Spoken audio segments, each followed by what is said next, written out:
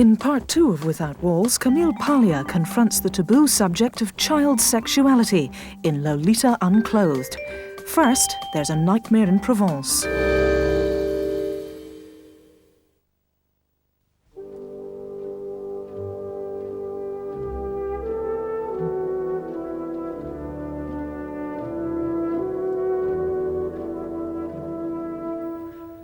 This is Provence, Eden, as Ford Madox Ford called it, the only paradise on earth, apart from the reading room of the British Museum. This is the Provence that inspired Cézanne, Chagall, Pagnol, Van Gogh. This is the bridge, built in tribute to Caesar, where Samuel Beckett waited disconsolately for Godot. Sadly, this is also the Provence that inspired Peter Mayle.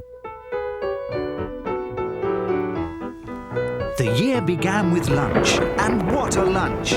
What a year!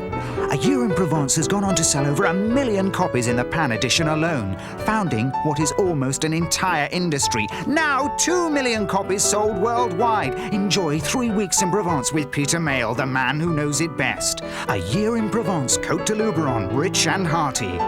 Try your hands at Boule on a trip to Provence with Travel Direct for £229. And if a holiday's not enough, we'll even tell you how to take the plunge in the French property market with expert advice, of course, from Monsieur Mayle. Ha, ha, ha, ha, ha, ha. I think it's wonderful if people want to come down to Provence for the same reason that I love it, which is that it's quiet and it's lovely and it's uncrowded. The more the merrier, I think. Peter Mayle, the former advertising executive who sought to sell us sliced white bread with that immortal phrase. Nice one, Cyril. Nice one, son. Nice one, Cyril. Let's have another one. Peter Mayle, wordsmith for a talking penis named Wicked Willie. Believe me, madam, I'd disown him if I could. Peter Mayle, prolific author, now and famously the author of perhaps the most banal but also the most successful books ever written about Provence, with at least one more to come. Books that, in my view, could transform this bit of Eden into a nightmare version of Euro Disney.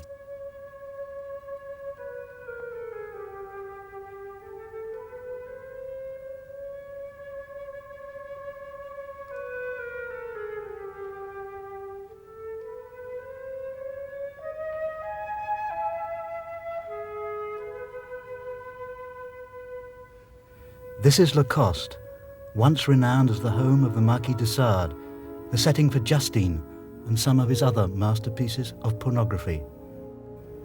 Now it's Peter Mayle's purple prose that draws the crowds. January. The year began with lunch, wrote Mayle, here in this restaurant in Lacoste. By 12:30, the little stone-walled restaurant was full. The proprietor of the restaurant, a man who had somehow perfected the art of hovering despite his considerable size, was dressed for the day in a velvet smoking jacket and bow tie. His moustache, sleek with pomade, quivered with enthusiasm as he rhapsodized over the menu. It was a gastronomic aria, which he performed at each table, kissing the tips of his fingers so often that he must have blistered his lips. They come here from all over the world, from all of the 17 countries to which A Year in Provence has spread like the plague. They come here on the Mayle trail, demanding to eat what Mayle ate. They pose for photographs and write their messages in the visitor's book. They come here brandishing their copies of Mayle's works, hoping for his autograph. In the absence of Mr. Mayle, for Mayle rarely comes here anymore, Monsieur Devey, the proprietor, is only too willing to perform. Monsieur Devey, you were the host of what must be the most famous lunch in the world. There you were with your moustache, with the sleek pomade, and the aria you delivered, and you were kissing your fingers until they must have bled. Do you remember the lunch? Oui, c'est un très bon souvenir. C'était notre première, disons, expérience d'une réception du 1er janvier. Et nous avons eu d'ailleurs énormément de clients, et notamment dans une petite table tout contre la fenêtre, j'ai reçu 2 clients, un monsieur avec une belle madame, c'était monsieur Peter Mayle. Et dans le livre, Monsieur Peter Mayle vous explique que j'avais un nœud papillon smoking. C'était vrai. Et il explique aussi que j'avais des grandes moustaches. Alors là, c'est pas vrai. J'avais pas les grandes moustaches. Mais Monsieur Peter Mayle avait pris une bouteille de champagne rosé qui était dans un seau à glace, et Monsieur Peter Mayle avait bu le champagne rosé. Et alors peut-être l'euphorie du 1er janvier ou le champagne rosé, il a vu des grandes moustaches tombantes. Mais j'ai jamais eu des grandes moustaches tombantes.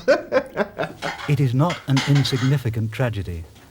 Like other good restaurants, hyped beyond reason by Mayle, Le Simian is now in danger of becoming a parody of itself, a tourist trap, a sort of truck stop on the road to Mecca, offering a menu touristique. Perhaps Monsieur Devey has no choice, for a year in Provence has irrevocably changed the nature of his business. How important has this book been to you? Has it changed your restaurant? Has the clientele changed because of this book? Yes. Oui, le livre de Peter Mayle a fait énormément de bien à la Provence en général, mais au Luberon en particulier. Parce que, ça m'amuse d'ailleurs, parce que quand j'ai des Américains, surtout les Américains, vous savez, vous connaissez les Américains qui sont très, très euphoriques, ils arrivent ici avec le livre de Peter Mayle, c'est leur Bible.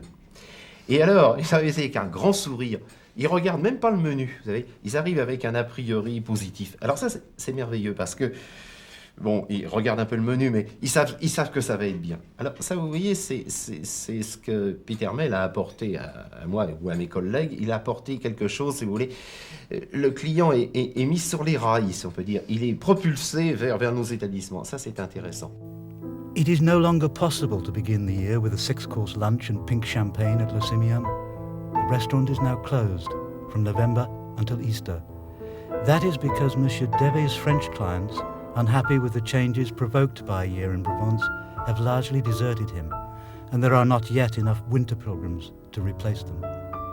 This is just one example of a phenomenon now apparent in Provence called Maylism, which I equate with vandalism. It was not inevitably so. Peter Mayle was not the first to write successfully about Provence. Far from it. Among many others, and some 50 years before Peter Mayle thought of the idea, Lady Fortescue published her entirely original account of restoring a house in Provence without endangering it or sneering at the French. And Frenchmen have successfully reversed the process without feeling the need to patronize. Pierre Daninos on the adventures of Major Thompson. Tony Mayer, now, like me, one of Peter Mayle's near neighbours in Provence, on Les Anglais as a whole. You've written a book about the English, having lived in England for 30 years. Yes.